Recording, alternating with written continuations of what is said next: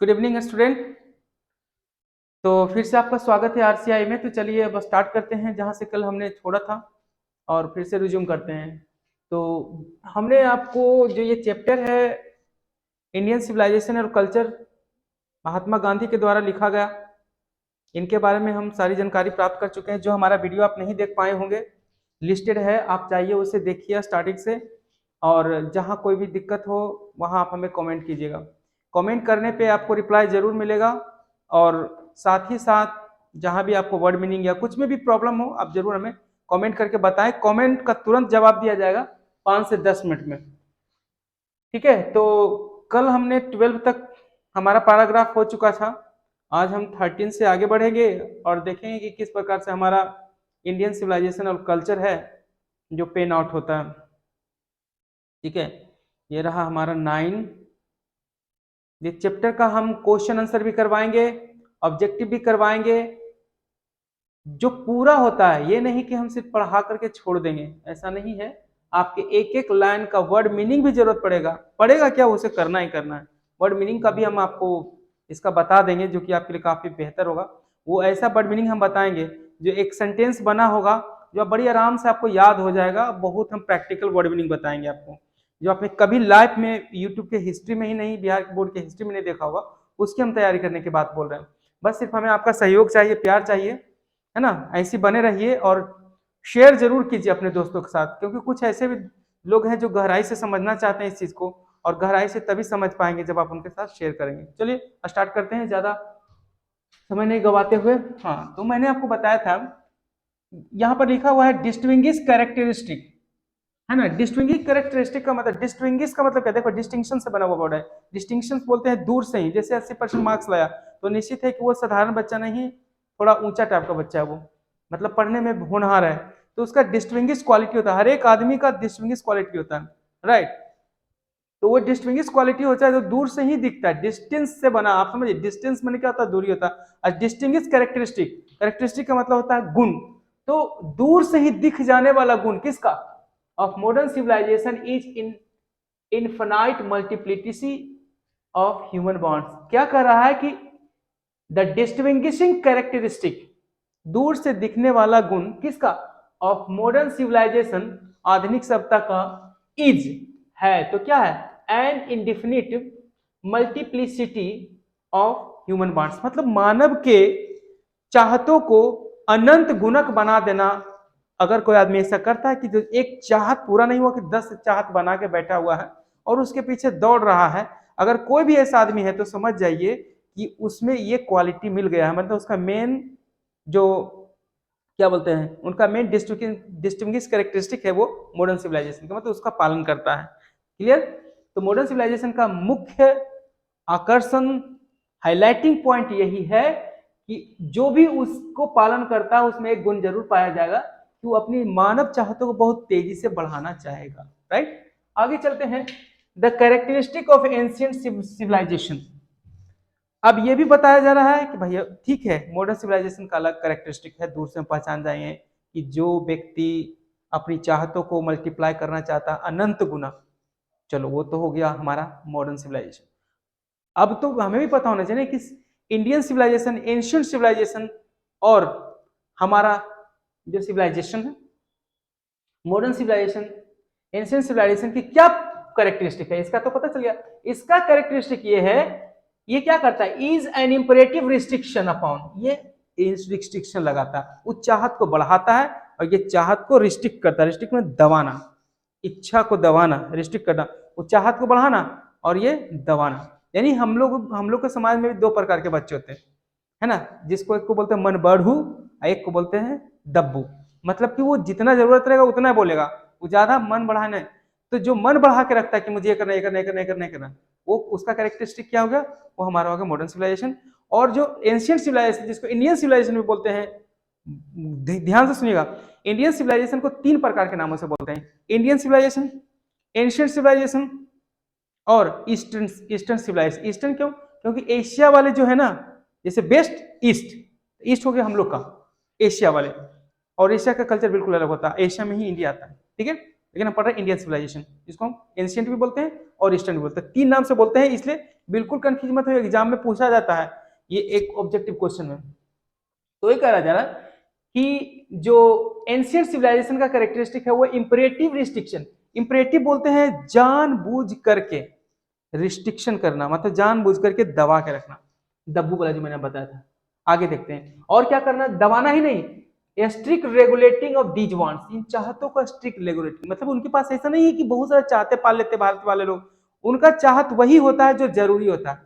जैसे आप एक पबजी खरीदने के लिए मोबाइल खरीदो तो ये हो गया वांट्स, ये वांट्स हो गया, और एक आपने मोबाइल लिया है पढ़ने के लिए, तो मोबाइल एक ही है, राइट, लेकिन दोनों में बहुत अंतर है, एक में चाहत है और एक में वांट है, सॉरी, एक में चाहत है एक में नीड है।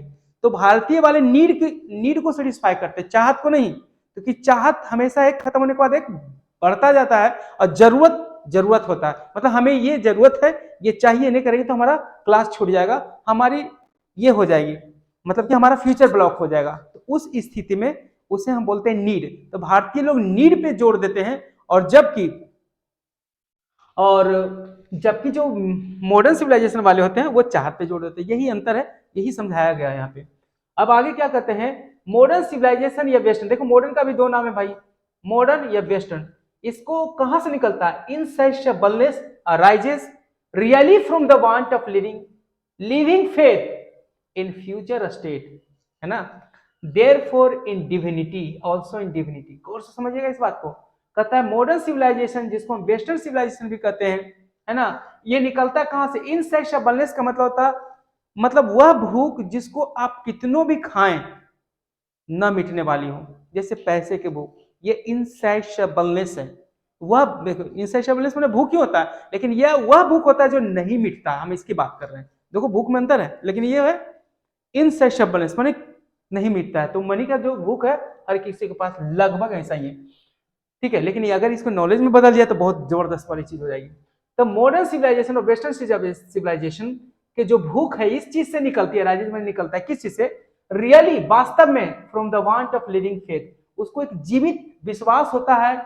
जो लोग वेस्टर्न सिविलाइजेशन का पालन करते हैं उसको एक भूख निकलता है इस विश्वास से कि वो फ्यूचर स्टेट में रहेंगे, किसमें, in a future state, therefore also in divinity, और उनमें ताकत आएगी। डिविनिटी माने होता है देवतापन, यानी कि वो देवता बन जाएंगे, राइट। अंतर है, कहां पे अंतर है, देखिए कह रहे हैं कि फ्यूचर स्टेट में रहता है, मतलब कि हमेशा जो लोग कभी भी संतुष्ट नहीं होते हैं, उनको कभी भी संतुष्टि नहीं होती, तो हमेशा वो फ्यूचर पे सोचते हैं कि आज यहाँ है, कल वहां होंगे, परसों वहां होंगे, चौथा दिन यहाँ होंगे, पांचवा दिन ऐसे होंगे, वैसे होंगे, वैसे होंगे, वो हमेशा फ्यूचर के सोचते हैं, राइट। आदमी 3 लेयर में सोचता है अपनी जिंदगी का, एक हमेशा सोचते रहना ऊपर कि ये होगा कल परसों की बात सोच रहा है, एक सोचता है सिर्फ आज, तो मुझे सिर्फ आज का चाहिए, और एक ऐसा होता है नेगेटिव वाले लोग, वो पीछे सोचते हैं कि अरे यार गलती उसने कर दिया, ये हो गया वो हो गया। तो हम लोग 3 स्तर में सोचते हैं अपने जीवन में, एक फ्यूचर स्टेट, एक प्रेजेंट स्टेट, और एक पास्ट स्टेट।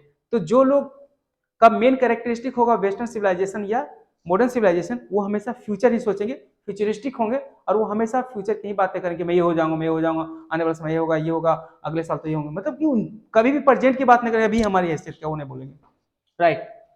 और वो चाहेंगे मैं देवता बन जाऊं, है ना, वो चाहेंगे कि लोग मेरे पास आए, ये क्वालिटी होता है। चलिए आगे देखते हैं, द रिस्ट्रेन ऑफ एंशियंट और ईस्ट सिविलाइजेशन। देखिए मैंने बताया था ना, ईस्ट सिविलाइजेशन यहाँ पर आ गया, एंशियंट, रिस्ट्रेन मैंने होता है दबाना, कहां से निकलता है, बिलीफ ऑफन अस्पाइट of our self in future state, की फ्यूचर स्टेट पे हम नहीं सोचते कि हम फ्यूचर स्टेट में क्या रहेंगे, हम पर वर्तमान की सोचते हैं। ये बात याद रखिएगा कि जो लोग एंशिएंट सिविलाइजेशन का पालन करते हो इस बात पे विश्वास रखते हैं कि हम प्रेजेंट में क्या रहेंगे, फ्यूचर स्टेट को छोड़ देते हैं।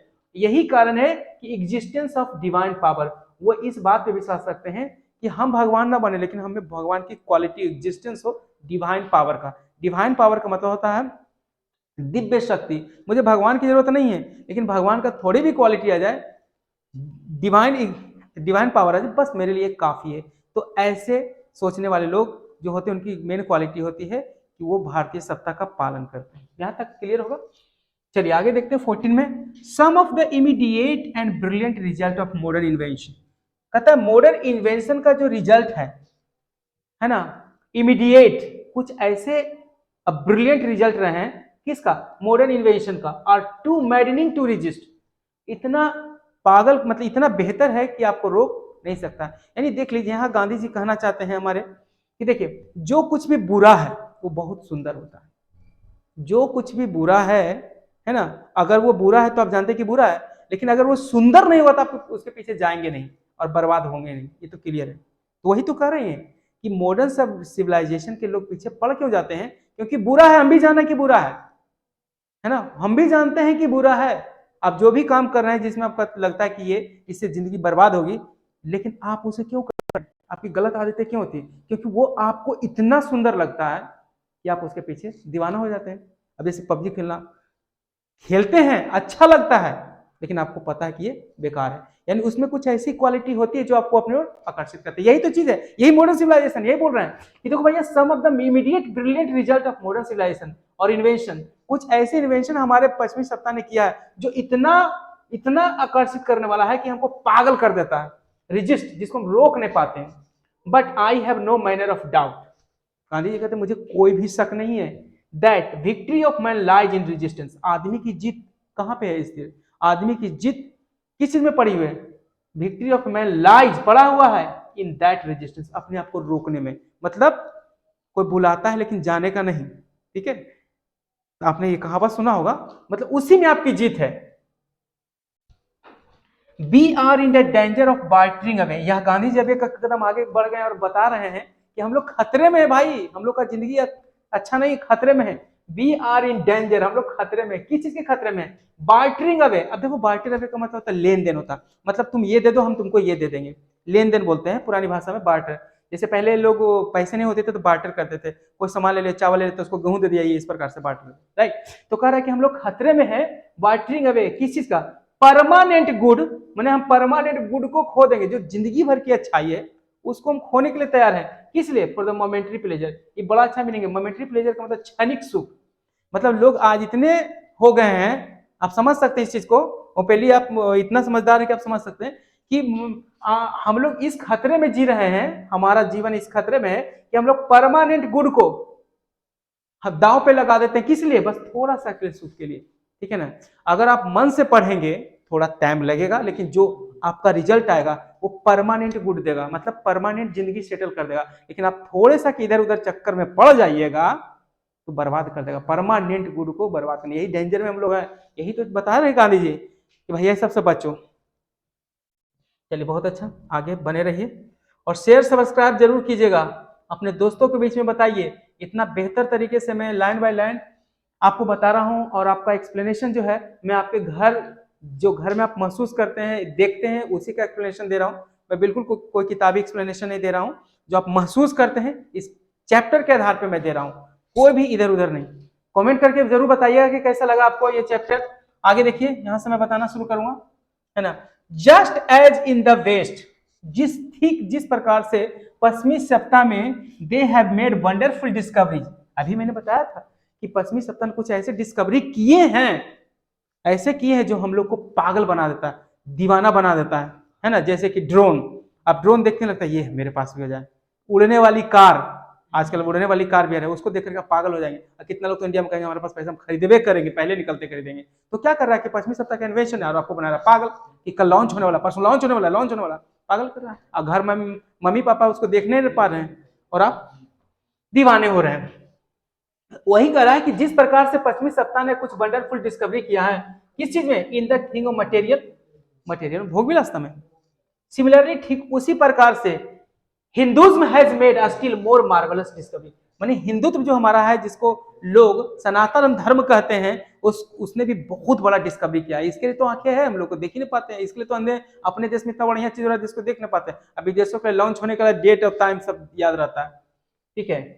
वंडरफुल डिस्कवरीज क्या, किसी में, इन द थिंग रिलीजन, धर्म के क्षेत्र में, स्पिरिट आत्मा के क्षेत्र में, और आत्मा परमात्मा के, सोल वही स्पिरिट में, आत्मा और सोल के क्षेत्र में काफी अच्छा प्रगति किया हमारा देश ने। आगे हम देखते हैं, बट इतना तो बढ़िया प्रोग्रेस हो गया, बट लेकिन we have no eyes of this great finds and discovery, तथा इतना बढ़िया जो फाइंड डिस्कवरी हुआ है भारत में, हिंदुत्व में, सनातन धर्म में, उसके लिए तो हमारे इतना ग्रेट डिस्कवरीज के लिए हमारे पास तो आंखें ही नहीं है, देखेंगे क्या, आंख तो है वहां पे कि लॉन्च होगा आज हम ले लेंगे, आज एकदम नंबर लगा दिए हैं, वी आर डैजल, हम लोग चकाचौंध हो जाते हैं, चौंधिया गए, हमारी आंखें चौंधिया गई, किस चीज से? बाई द मटेरियल प्रोग्रेस, जो भोग विलासता में प्रोग्रेस कर रहा हमारा पश्चिमी सत्ता है ना, पश्चिमी साइंस ने किया है, उसकी आंखें से, उसकी जगमगाहट से हमारी आंखें चौंधिया गई, डैजल हो गई है, राइट ना, जो पश्चिमी सप्ताह के साइंस ने किया है। I am not enamoured of that progress, मुझे एनामोर्ड ऑफ मैंने होता प्यार होना, मुझे उस प्रोग्रेस से प्यार नहीं है। हमें तो इंडिया का, मैं इंडिया का हूँ, और इंडिया की जो हमारा हिंदुत्व है, रिलीजन है, धर्म है, सनातन धर्म है, मेगा है, योगा है, मेडिटेशन है, जिससे भगवान को कनेक्शन प्राप्त होता है, उसमें हमें विश्वास है, उसमें मैं विश्वास करता हूँ, इससे मैं विश्वास नहीं करता हूँ। गांधी जी कहना चाहते हैं, है ना, कि I am not enamoured of that progress, मैं उस प्रोग्रेस से प्यार नहीं करता हूं। आगे चलते, वास्तव में इन ऑलमोस्ट सीम्स एज दो, गांधी जी अब खुश हो रहे हैं कि जानते हैं हम लोग क्यों प्रोग्रेस नहीं किए, है ना, हम लोग चरखा पे आज भी कपड़े को सिल करके पहन रहे हैं। उस समय की बात है जब बुक लिखी गई थी, तो हम लोगों के पास भी दिमाग है, मशीन लगा सकते हैं, लेकिन हम लोगों ने, भगवान ने हम मशीन नहीं लगवाया, तो कहीं ना कहीं फायदा है, उस फायदे की बात कर रहे हैं कि कैसे फायदा। वो कहते हैं कि इट ऑलमोस्ट सीम्स एज दो, ये ऐसा बिल्कुल लगता है कि भगवान ने अपने बुद्धि से, God in his wisdom has prevented India, Bharat को रोक लिया, किस चीज से? फ्रॉम, है ना, रोक लिया from from progressing along that line, मतलब मटेरियल के लाइन में जाने से, जैसे विदेश के लोग चले गए हैं, है ना, प्रोग्रेस करने के लिए, किस चीज में? मॉडर्न सिविलाइजेशन में, इन्वेंशन में, लेकिन भारत को भगवान ने कहीं कहीं रोक लिया, अपने बुद्धि से अच्छा किया है, उस लाइन में नहीं जाने दिया है ना, ताकि, क्यों नहीं जाने दिया? ताकि भगवान क्या करे? It might fulfil the special mission, ताकि भारत को एक स्पेशल मिशन पे भगवान डाल सके, इसलिए भगवान ने रोका है भारत को कि देखो भारत, तुम उस लाइन पे मत जाओ, दुनिया को जाने दो, देखो दुनिया की सत्ता मिट रही, मिटने दो, तुम बिल्कुल मजबूत रहोगे, तुम हमारे साथ हो, है ना, तुम ही एक दुनिया में देश हो जो हमारे, हमारी बात को जनता तक पहुंचाओगे, मतलब मैं भगवान हूं और हमारी बात को पहुंचाने का दम सिर्फ तुम ही एक देश कर सकते हो। तो भगवान ने कहीं भारत को रोक लिया है ना, और किस लिए? कि ताकि वो स्पेशल मिशन को फुलफिल करे, किस लिए? Resisting the onerous of material, ताकि तुम मटेरियल पे ऑनरस मत करो, मतलब उस पर दौड़ के मत जाओ, उसका पीछा मत करो और उसके जैसा मत बनो। चलिए आगे देखते हैं। आफ्टर ऑल, आखिरकार, there is something in Hinduism that kept it alive till today now, Gandhi ji कहते हैं कि आखिरकार कुछ न कुछ तो है भैया, ऐसे नहीं है कि भारत की सभ्यता आज तक जिंदा है, कुछ तो है। There is something in Hinduism, माने आज का हिंदुत्व जो है हमारा, उसमें कुछ न कुछ तो है, that has kept it alive, जो आज तक इसने जिंदा रखा है भारत को, इसकी सभ्यता को, टिल नाउ, अब तक।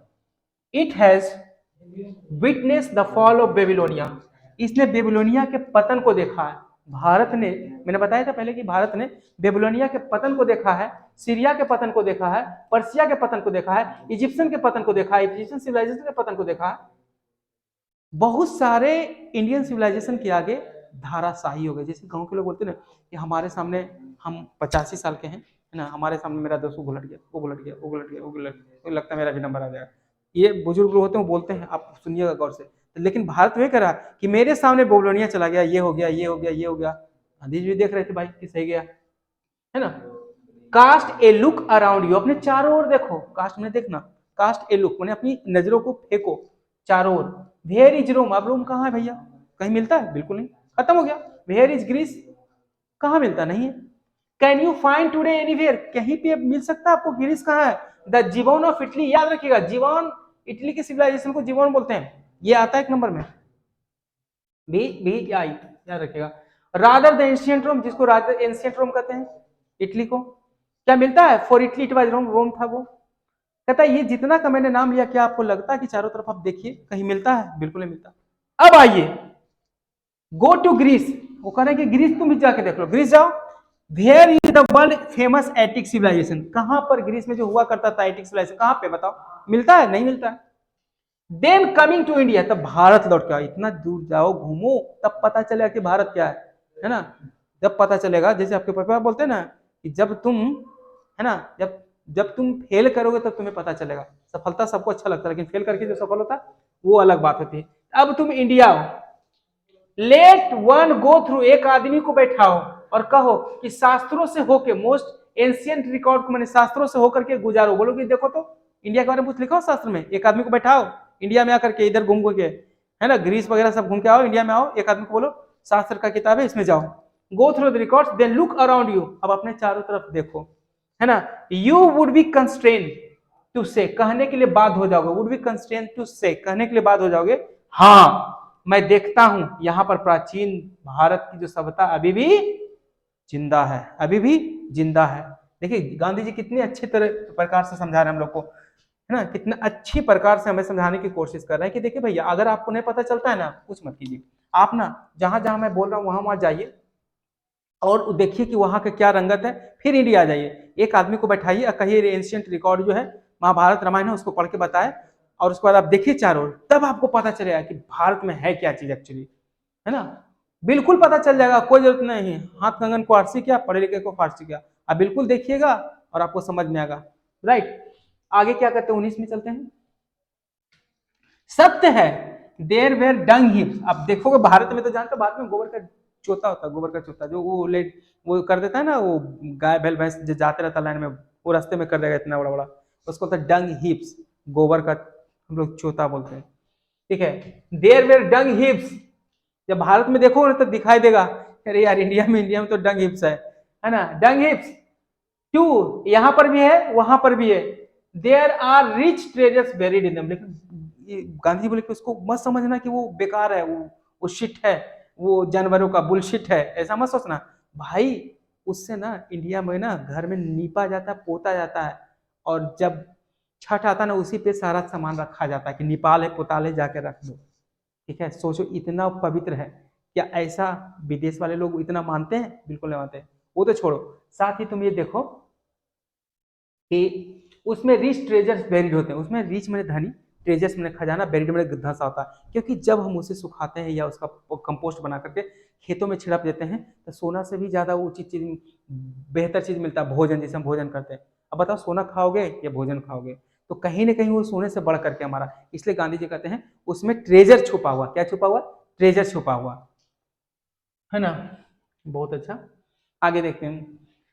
The reason why it has survive, survive मैंने बचना, अब गांधी जी कह रहे कि कारण क्यों भारत की सभ्यता बच गई, कोई कारण होगा ना भैया, क्या कारण है, that in which Hindu sells, कहता है कि ये इसीलिए है क्योंकि हिंदू धर्म जब उदय हुआ था तो उसने एक गोल सेट कर दिया कि मैं यहां तक पहुंचूंगा, है ना, सेट कर दिया था, बिफोर इट, अपने सामने, was not development along the material but spiritual line, और उसने क्या सेट किया था अपना एंड गोल, किसने, जब भारत में हिंदू धर्म आया था तो उसने सेट कर दिया कि मैं किसी भी कीमत पर मटेरियल लाइन में डेवलप नहीं करूंगा, तो कौन से लाइन में करूंगा, स्पिरिचुअल लाइन में, भक्ति की लाइन में, धार्मिक लाइन में, ये पहले ही से सेट कर दिया गया था हिंदुत्व के द्वारा, और यही कारण है कि वो कभी भी गलत रास्ते पे नहीं चला।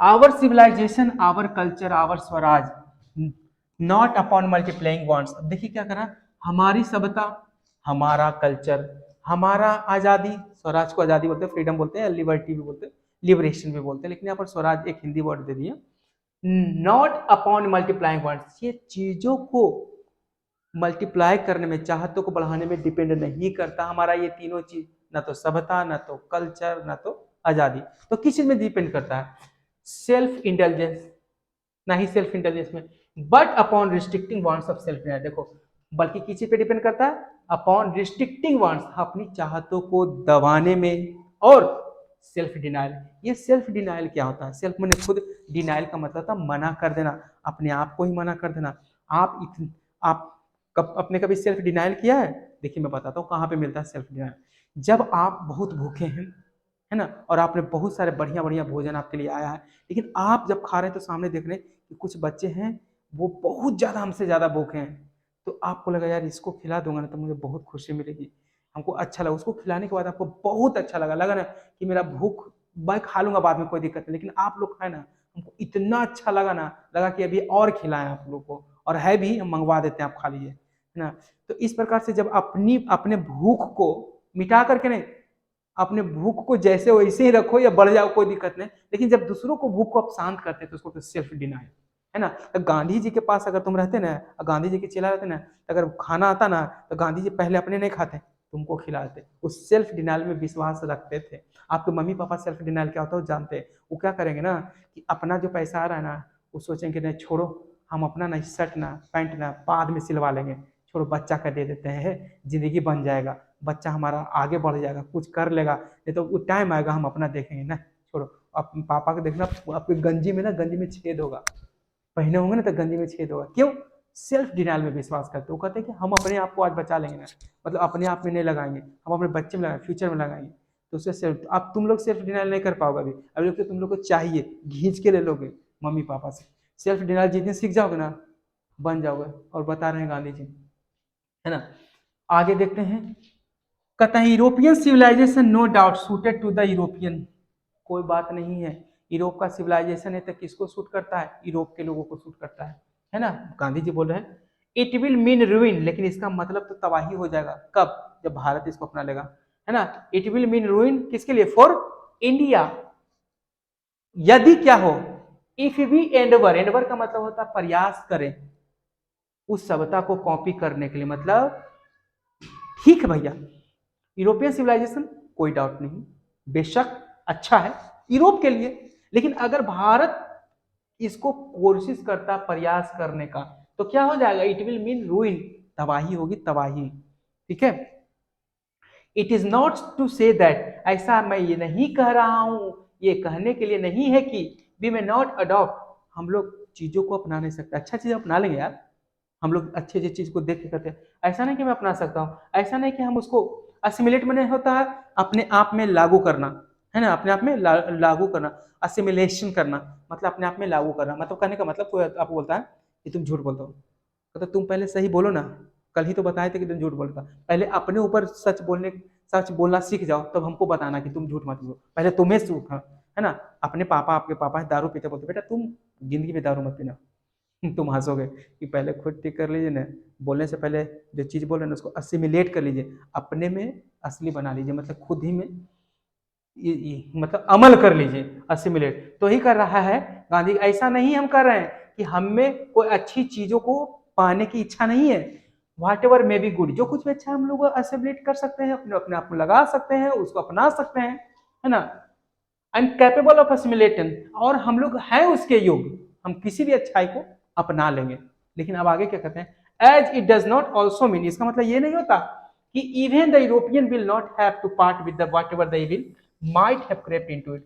अब वो कहते हैं कि ठीक है हमारे पास क्षमता, हम चीजों को, अच्छा चीज को अपना लेंगे। इसका मतलब ये नहीं होगा यूरोप के लोग उस चीज को अलग नहीं कर सकते जो उनके अंदर बुराई के रूप में घुस गई है। अगर हम अच्छा चीज को अपना सकते हैं तो वो भी बुराई को निकाल सकते हैं जो उनके अंदर घुस गई, ये बोलना चाहते हैं।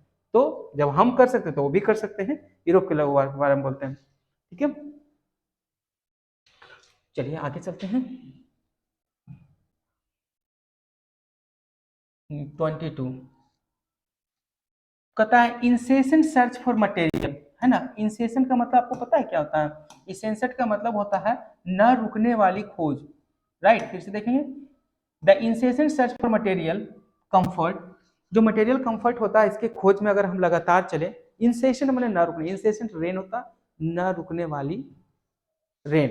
इंसेंसेंट सर्च मटेरियल के लिए लोग करते हैं, and there multiplication is such an evil, है ना। कह रहा है गांधी जी कह रहे हैं कि अगर आप किसी चीज के पीछे पड़ गए बुरी तरह से, इंसेंसेंट सर्च खोज रहे हैं कि हमको आराम मिल ही जाए, हमको ये करे, और उसको बढ़ाना चाहते हैं, तो ये एक बुराई है ना। अगर आराम का आपका लत लग गया है तो समझ जाए आप में बुराई घुस गया, आप कुछ भी करेंगे गलत करेंगे, है ना। जिस आदमी को आराम करने की आदत लग गई है, जानते हो क्या करेगा वो? क्या करेगा? बैठा रहेगा, बोलेगा अरे कर दो ना यार, तुमको बोले थे ना भी करने के लिए, कर दो। वो कुछ भी अपने हाथों से करना नहीं चाहेगा, वो करवाना चाहेगा। और करवाने के चक्कर में क्या होगा, अपना कभी भी उसका दिमाग नहीं बढ़ाया, क्योंकि दिमाग कब बढ़ता है? जब आप प्रॉब्लम को फेस करते हो तब उसको तुम सोल्यूशन करते हो। जो आदमी कुर्सी पे बैठेगा उससे सोल्यूशन कभी नहीं निकलेगा, जो फील्ड में जाएगा उससे सोल्यूशन निकलेगा, ये बात आप जानिएगा। ठीक है, तो वही कह रहे हैं कि जो लोग मटेरियल खोजते हैं और उसको बढ़ाने की कोशिश करते हैं, उसको गुनाह, ये एक बुराई है। और I make bold to say that European themselves will have to remodel their outlook. और मैं इस बात को बोल्ड करके बोलता एकदम, मतलब कि पूरे जोर दे के बोलता हूँ, यूरोप के जो लोग हैं ना, उनको रिमॉडल करने पड़ेगा अपने आउटलुक को, अपने नजरिया को सोचना पड़ेगा कि लगता है हम गलत कुछ कर रहे हैं। किसको लगेगा? ये हमारे जो विदेशी वाले लोग हैं, वेस्टर्न सत्ता के लोग, उनको लगेगा कि जो मैं कर रहा हूँ गलत कर रहा हूँ। उनको एक दिन अपना सोच बदलना पड़ेगा, राइट, रिमॉडल करना पड़ेगा। If they are not perish, कहता अगर वो दब के मर न गए, किसके अंदर? उसी के वजन के अंदर जो कंफर्ट का वर्जन है, जिसके वो गुलाम बनते जा रहे हैं। तो कहता एक दिन तो ऐसा आएगा ना कि जिसका वो गुलाम बने ना, वही उनके ऊपर क्या बन जाएगा? बोझ, उसके नीचे वो मर जाएंगे, राइट। ठीक है, गांधी जी कहते it may be that my reading is wrong, हो सकता है मैं कभी गलत भी बोल रहा हूँ, कभी उनको डाउट भी हो रहा है भैया कि देखो मैं बोल रहा हूँ शायद लोगों को बुरा लगेगा, या मैं गलत भी हो सकता हूँ, हो सके ऐसा ना हो, वो भी डर रहे हैं थोड़ा सा। बट आई नो दैट, लेकिन मैं जानता हूँ कि for India to run after golden fleece, golden fleece मैंने वो स्वर्ग मिलन होता है जिसके पीछे राम भगवान गए थे, सीता मैया का हरण हो गया था, उसे गोल्डन फ्लीस कहते हैं। स्वर्ण हिरण के पीछे जाना, यानी लालच के पीछे जाना, गांधी जी कहते हैं लालच के पीछे जाना, आराम करना एक एक लिमिट में जरूरी है, लेकिन ज्यादा आराम करना आप समझ जाइए कि आप गलत रास्ते में, है ना। तो उसी प्रकार से अगर इंडिया गोल्डन फ्लीस के पीछे दौड़ा तो क्या इज कोर्टिंग सर्टेन डेथ, वो अपना मृत्यु को निश्चित बुलावा दे रहा है। कोई भी आराम कर रहा है अपने मृत्यु को बुलावा दे रहा है, ये निश्चित है, क्योंकि शरीर रनिंग रहेगा, बीपी प्रेशर ब्लड प्रेशर वगैरह नहीं आएगा, क्योंकि जो काम करने वाला गरीब लोग होते हैं, आप देखिए किसान वाला को बहुत अच्छी जिंदगी जीते हैं, और अच्छा उम्र होने पे भी उनको कोई शरीर में दिक्कत नहीं होता, और देखिए जाके शहरों में वो मोटे हो जाएंगे, फूल जाएंगे, पिज्जा खाएं, बर्गर खाएंगे, और बीमारियां बहुत होती है शहर वालों का, आप देखिएगा। ठीक है, let us engrave on our heart, आइए दिल में झांक करके देखें, आइए दिल में झांक करके देखें the motto of western philosopher, कि वेस्टर्न फिलोसफर का मोटो क्या था, उद्देश्य क्या था, वो क्या लिखते थे अपनी किताबों में।